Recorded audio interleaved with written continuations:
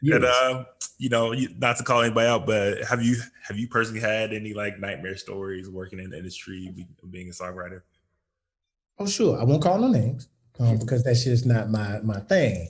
But yeah, there were a few artists that I literally wrote everything for, and you just wouldn't know it. You know what I'm saying? And they put that pressure on me, like, "Hey, man, like, listen here, you can give us this much publishing, or you can get off the album."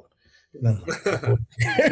I'm like, wait a minute, but we've already finished the album. Why do you say this on the front end, right? Yeah.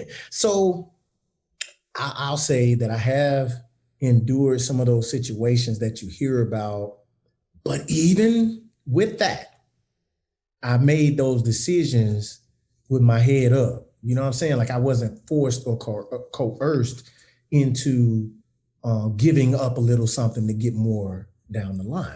So I understood from a business perspective that 100% of nothing is zero, right? So I always tell people, if somebody say, "Hey, man, I'm gonna have to, we're gonna have to share in this publishing," understand why they're asking. It costs money to promote a record.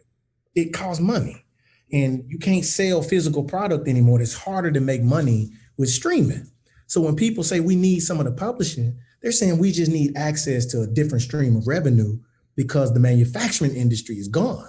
So there's context to that request for you to share in that equity of that song so that the person spending all the money, getting the project out there, getting you the exposure, that's a lot of money. And I'm telling you, because I'm an executive, it costs a lot of money to promote a record. So I understand why that request will be made of me as an artist so that they have another way to recoup those expenses. So I understand the context now, regardless of how I felt when I was learning this business. Now that I'm on the other side of the table in some context, I can explain it and say, here's why we need to share in the publishing, not just give it to me, robbing you, but let me help you understand. I got to spend this much on your promotion. Well, I need to make this much back so we can keep pushing you.